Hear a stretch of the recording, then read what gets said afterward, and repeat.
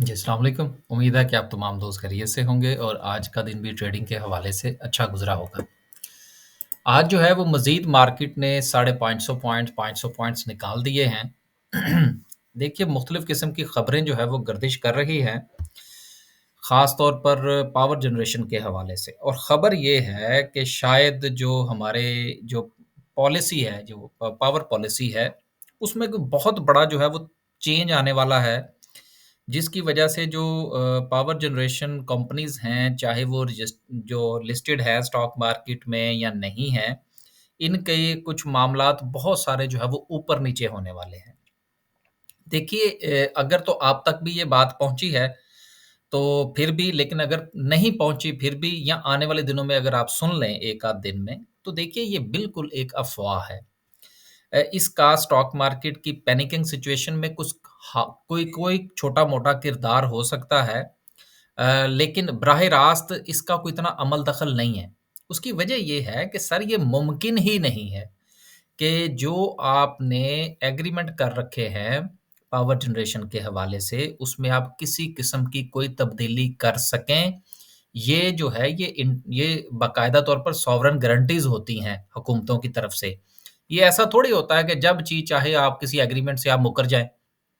अगर ऐसी कोई सूरत-ए-हाल बनती है, तो जिस तरह से पाकिस्तान को 8 से 10 अरब डॉलर जो थे, वो चीफ जस्टिस इफ्तिखार चौधरी साहब ने ठुकवाए थे, इस किस्म का कोई काम मज़ीद हो जाएगा।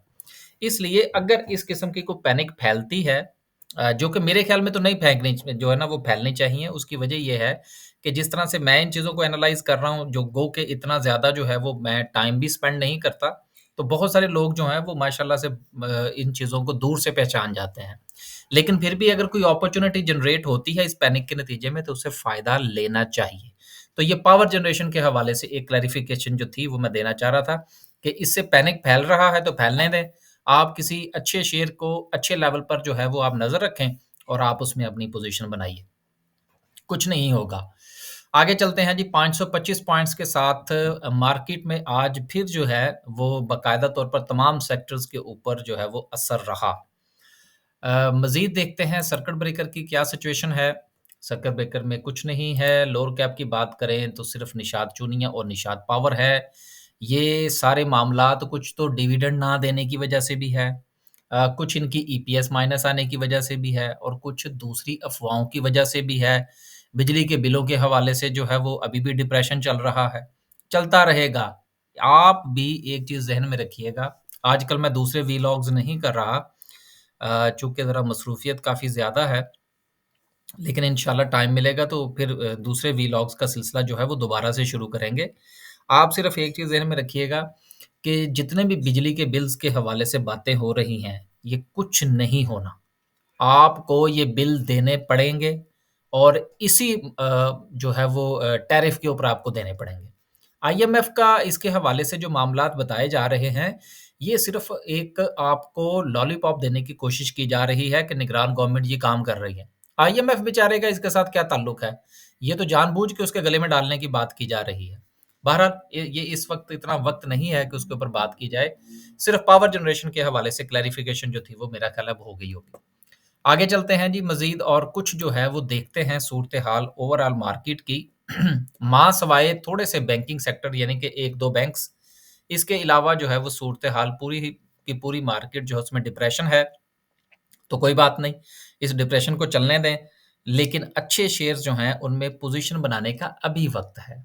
अब देखिए जब मार्केट जो थी वो दोबारा 49,000 पे और 50,000 की बातें हो रही थीं, उस वक़्त जो था वो बहुत सारे लोग कहते जी, जी हम जो है वो एक अपॉर्च्युनिटी जो है वो मिस कर गए हैं। तो हमने उस वक़्त भी गुज़ारिश करते रहे हैं कि मार्केट आपको फिर मौका दे देगी यार, इसमें इतना परेशानी वाली कौन-सी बात है। अगर आप गुज़िश्ता साल, डेढ़ साल का मार्केट का जायज़ा लें, तो मार्केट ने कितने उतार-चढ़ाव आपको दिए हैं। अब ये एक जो है वो उतार चल रहा है, चलने दें। इस गिरती हुई मार्केट में शेयर को आइडेंटिफ़ाई करें, पोज़ीशन बनाइए और देन इंतज़ार कीजिए। मार्केट ने रिवर्स लेना ही लेना है। ये सूरत हो ही नहीं सकती कि मार्केट जो है वो रिवर्स ना ले। मैंने कल भी ये गुज़ारिश की थी कि अगर आप चंद शेयर्स को देखें, तो वो तो 39 से भी निचले लेवल पर चले गए हैं। तो आगे जाके आप देखिए कि उनके फाइनेंशियल्स क्या हैं, अगर फाइनेंशियल्स अच्छे हैं, तो तो पोज़ीशन बनानी शुरू करें। अ, बाकी इस चीज़ का ख़्याल रखना कि कोई आके आपके दरवाज़े के ऊपर दस्तक देगा कि जी सर जी आप शेयर खरीद लें, ऐसा नहीं होता स्टॉक मार्केट के अंदर। ये इसी तरह से ही चलती हैं चीज़ें। गिरती हुई मार्केट में से थोड़ा बहुत खरीदना और चलती हुई मार्केट में बेचना, ये सिलसिला इसी तरह से चलता है। यही वजह है कि आज हम अगर पॉइंट्स के निकलने की बात करें तो सबसे ज़्यादा जो 108 पॉइंट्स निकले हैं, 110 ही कह लें, ये पावर जनरेशन में से निकले हैं। ये उसी पैनिक की बात है जो कि अभी हमने शुरू में डिस्कस किया है। बाकी 100 एंड 100 चीज़ें जो हैं, वो उसके साथ-साथ चल रही हैं। एक बात मैंने चंद दिन पहले भी कही थी, मैं आज दोबारा फिर कहता चलूँ कि इस पावर जनरेशन और गैस के जो हमारा सर्कुलर डेट है, इसके चक्कर में ये आपका फर्टिलाइज़र सेक्टर रगड़ा जाएगा किसी दिन। क्योंकि ये कर रहे हैं अय्याशियाँ और अय्याशियाँ भी किसके इस जो है वो बलबूते पर कर रहे हैं, ये आप लोग जानते हैं कि किन के फर्टिलाइज़र प्लांट ज़्यादा हैं, वो हम इसके ऊपर मज़ीद बात ही नहीं करते। फिर वो हमारे लिए मसाइल हो जाते हैं। फिर वो हमारे दोस्त जो हमारी वीडियो सुनते हैं, वही हमें व्हाट्सएप करके कह रहे होते हैं, "नहीं जी, आप ऐसा तो ना करें।" हालाँकि जो हकीकत है, वो हकीकत है ना। अगर आप हकीकत का सामना नहीं करेंगे, तो फिर जो मुल्क में हो रहा है, फिर ऐसे ही चलेगा। कुछ 1-2 लोग खाएँगे और बाकी लोग जो हैं, वो उनका मुँह देखेंगे। ख़ैर, आगे चलते हैं। आगे चलते हैं जी और कुछ रिज़ल्ट्स का जायज़ा ले लेते हैं। आज हीरा टेक्सटाइल का रिज़ल्ट आया, इसने तो ख़ैर कभी परफ़ॉर्म किए ही नहीं।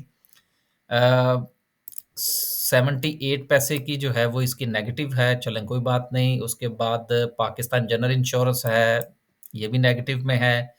रिलायंस इंश्योरेंस है, 42 पैसे का, चलें ईपीएस तो है, गुड है। यूनाइटेड इंश्योरेंस है। देखिए यूनाइटेड इंश्योरेंस के हवाले से कुछ लोग जो है वो बहुत ज़्यादा पुरुम्मीद थे कि ये इस बार फिर कोई डिविडेंड देगी, लेकिन ऐसा नहीं हुआ।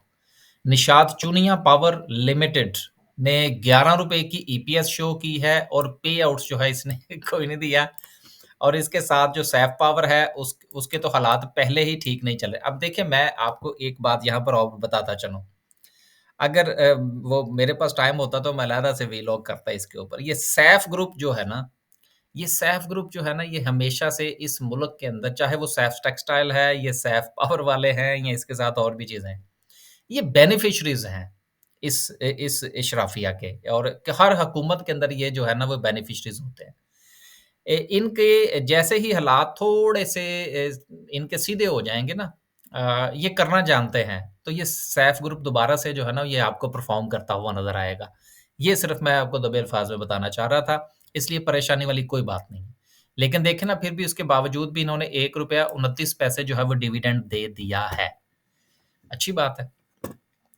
आगे चलते हैं जी और देखते हैं कि कैंडलस्टिक क्या कहती है। आज गुज़िश्ता अगर हम 4 दिन के साथ मुवाज़ना करें 3-4 दिन के साथ, तो मार्केट में लगने वाला जो वॉल्यूम है, वो एवरेज वॉल्यूम है।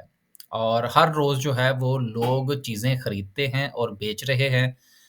जो कहते हैं ना होल्डिंग, होल्डिंग नहीं कोई करना चाह रहा। जहाँ पर जिसको जो मिलता है या अगर उसको ये महसूस होता है कि मार्केट मज़ीद नीचे जा सकती है, तो वहाँ पर वो बेच देता है। ये अच्छा वक़्त है कि आप किसी भी शेयर के अंदर जो है वो कोई 2-3 स्टेप्स में आप अपनी पोज़ीशन बनाइए। उसके जो है वो लोज़ देखिए, उसके टेक्निकल्स देखिए, उसकी ईपीएस देखिए। बहुत अच्छे-अच्छे शेयर्स हैं, अच्छी-अच्छी ईपीएस वाले जिनको आपको बाय करना चाहिए अगर वो लो लेवल पर आ जाते हैं। आगे चलते हैं जी और देखते हैं कि हमारी आरएसआई क्या कहती है। हमारा ये ख़्याल था जो कि कल भी ज़िक्र किया था आरएसआई जो है वो 30 पर जा सकती है, जैसे ही मार्केट 45,000 के करीब होगी। इस वक़्त मार्केट जो है वो 46,000 पे है और मार्केट का जो आरएसआई है वो 40 पर है। लिहाज़ा जैसे ही मार्केट जो है वो अपनी सेकंड सपोर्ट की तरफ जाएगी, जो कि 45,000 की सपोर्ट है, तो देन मार्केट का जो आरएसआई है, वो 30 या उससे नीचे हो जाएगा। ऐसी सूरत में आपको 2 चीज़ें जो हैं वो देखने को मिलेंगी। पहली चीज़ जो है वो एक तो ये कि मार्केट का जो आरएसआई है, वो चला जाएगा 30 पर, तो ऑटोमैटिकली जो एक बाय की कॉल है वो जनरेट हो जाएगी। दूसरी बात ये है कि मार्केट जो है वो खड़ी होगी सपोर्ट के ऊपर। एक इंडिकेशन ये, दूसरी इंडिकेशन मार्केट की सपोर्ट वाली और तीसरी इंडिकेशन जो है वो ये होगी कि मार्केट अगर यहाँ से वापस पलटी है, तो ये राउंड अबाउट जो है मार्केट का एक अच्छा डबल बॉटम जो भी आप कह सकते हैं। तो जो टेक्निकल पॉइंट ऑफ व्यू से जो है लोगों की अट्रैक्शन का बायस बनेगा 45,000 का लेवल। तो मेरा ख़्याल है कि ये मैं सिर्फ़ इस हवाले से बात कर रहा हूँ, इसका मैं इंडिविजुअल शेयर्स के साथ बात नहीं कर रहा। इंडिविजुअल शेयर्स तो बहुत सारे ऐसे हैं कि जो 39,000 के लेवल से भी नीचे चले गए हैं। लेकिन मैं सिर्फ़ और सिर्फ़ टेक्निकली बात कर रहा हूँ, सिर्फ़ इंडेक्स के हवाले से जो परफ़ॉर्मेंस है चंद शेयर्स की। उसकी बुनियाद पर 45,000 का लेवल एक बहुत अच्छा लेवल साबित हो सकता है, जहाँ पर हालात व वाक़ियात को देखते हुए एक अच्छी पोज़ीशन बनाई जा सकती है अकॉर्डिंग टू इंडेक्स। लेकिन इंडिविजुअल शेयर्स में पोज़ीशन बनाने का वक़्त आ चुका है। वो आप बनानी शुरू कर सकते हैं। बस जी, आज के लिए सिर्फ़ इतना ही। इंशाअल्लाह कल एक नई वीडियो के साथ हाज़िर होंगे। अल्लाह हाफ़िज़।